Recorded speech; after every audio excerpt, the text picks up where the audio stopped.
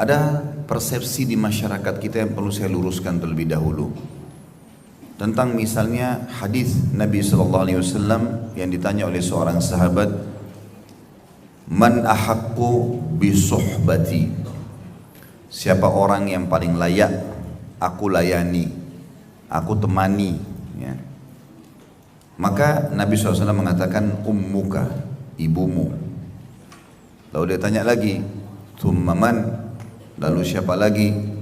Maka dikatakan ummuka, ibumu. Lalu yang ketiga kali orang itu tanya lagi, thumma man, siapa lagi setelah ibuku? Tetap ummuka 3 kali. Sahabat ini nanya yang keempat kali, thumma man, barulah dikatakan abuka, ayahmu. Nah hadis ini tadi yang saya baru sebutkan, ikhwan dan akhwat sekalian, banyak orang kita salah faham. Berarti ayah harus dinomor 2-kan, sehingga ayah itu posisinya di rumah seperti orang yang tidak punya keputusan. Pokoknya ibuku. Ini pemahaman harus diluruskan, karena yang Nabi SAW sebutkan di sini yang harus didahulukan pelayanan. Perhatikan kalimat ini ya, pelayanan. Misal ibu kita mengatakan, nak ambilin saya minum. Ayah kita juga mengatakan, nak ambilin saya minum. Siapa yang didahulukan? Ibu. Karena pelayanan. Nak temanin ibu ke pasar. Ayahnya bilang, nak temanin ayah ke tetangga. Dahulukan ibu karena pelayanan. Tetapi ini hanya sebatas pelayanan. Jangan ditarik dalam semua lini kehidupan. Penisbatan nama kepada siapa? Ayah. Mustahil diganti nama kita ke nama ibu kita, nggak boleh. Itu hukum syar'i. Sekarang kalau izin keluar rumah dari siapa? Ayah. Kalau mau menikah wanita, siapa yang jadi walinya? Sekarang saya tanya, kalau seandainya ibu kita setuju kita menikah dengan seorang laki-laki, misalnya ibu-ibu akhwat sini, ibu kita mengatakan tidak apa-apa, ibu setuju, tapi ayahnya nggak setuju, lalu nikah, sahkan nikahnya? Batal, zina itu, nggak boleh. Nah berarti ada batasan yang kita harus faham, di mana kita dahulukan ibu. Pelayanan itu penting, ya.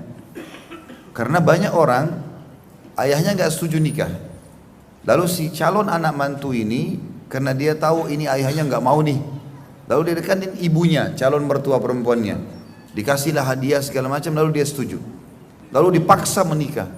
Ayahnya seperti nggak punya nilai, setuju nggak setuju terserah, buatlah acara, percaya lisan saya pasti ribut rumah tangganya, kacau pasti. Nabi SAW sudah bilang, ayyam mamra'atin angkahat nafsa bighairi idni waliyuha fanikahuha batil batil batil. Perempuan manapun berani menikah tanpa izin walinya, persetujuannya, nikahnya batal batal batal. Artinya zina, nggak boleh.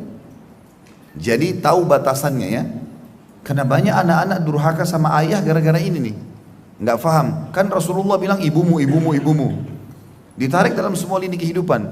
Padahal nggak ada penisbatan nama pada ibu, nggak ada izin pernikahan pada ibu. Ibu-ibu di sini tolong, poin penting, jangan campurin pernikahan anak dalam izin pernikahan, nggak boleh. Ibu harus tahu batasan syar'i. Ibu boleh kasih saran, tapi kalau ayahnya nggak setuju, suruh cari ridho ayahnya, kejar ayahmu. Kalau ayahmu setuju baru. Nggak boleh ibu nggak maksa, akan ngacoin rumah tangga anaknya. Ini banyak terjadi yang orang tidak paham. Ada hukum lain. Kalau ibu-ibu melahirkan, punya ASI, lalu ibu merasa ASInya banyak. Ada anak tetangga mau disusuin. Sekarang saya tanya hukumnya, apakah harus izin suami untuk memberikan ASI kepada anak tetangga atau langsung aja susuin? Wajib izin. Kenapa? Jumhur ulama sepakat ASI yang ada di payudara setiap istri itu milik suami. ASInya milik dia. Karena dia punya kewajiban membiayai itu. Dia yang kasih makan, dia yang kasih rumah. Ya. Dan sebab munculnya ASI karena ada sperma dia. Nah ini semua rentetan hukum yang tidak boleh dilepas. Ya.